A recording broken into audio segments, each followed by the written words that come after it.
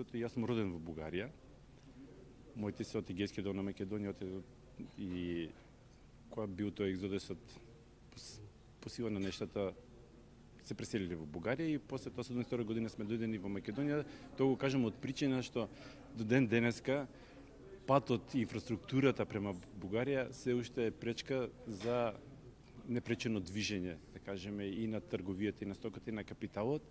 Во однос на развиениот современ живот би требало да имаме брзи патишта, да имаме авионски врски, конекции, кои што во секој случај комуникацијата меѓу двата народа би ја зголемиле, а од друга страна и бизнис релациите во однос на брзината на организирањето на состаноци, средби, форуми како ова и така натаму.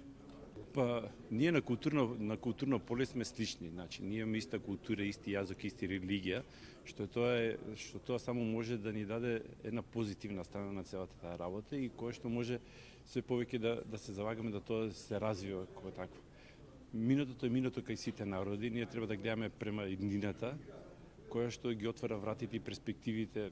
Вие сте веќе во Европскиот сојуз, ние сме на патот, ги имаме исполнето сите услови, чекаме и чукаме на вратата на Европскиот сојуз за да влеземе.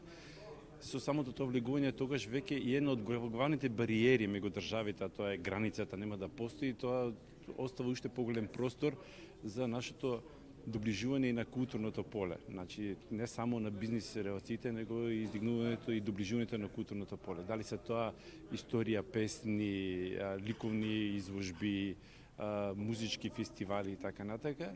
И нас многу ни е жал што да кажеме во оваа конотација сега кој што сме во Македонија, верувам дека и во Бугарија, многу малку слушат македонски песни, зборам од забавен карактер, забавни пејачи од Бугарија, музика или македонски пејачи во Бугарија се слуша.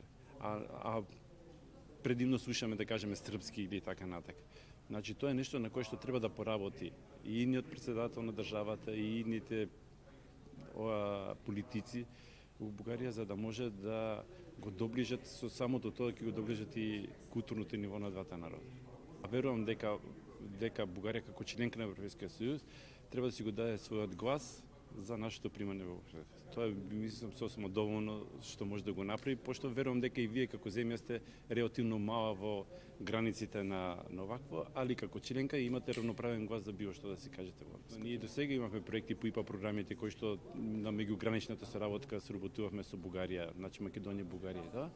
Али во делот на доближувањето и влегувањето во Европскиот сојуз веќе меѓугранична соработка нема да има, пошто нема да има ни граница меѓу народите, а тогаш ќе се работат на проекти кои што ќе бидат од поголеми маштаби, односно поголеми размери, фактички ќе бидат територијални, пошто тогаш веќе ќе бидеме Обединет Балкан.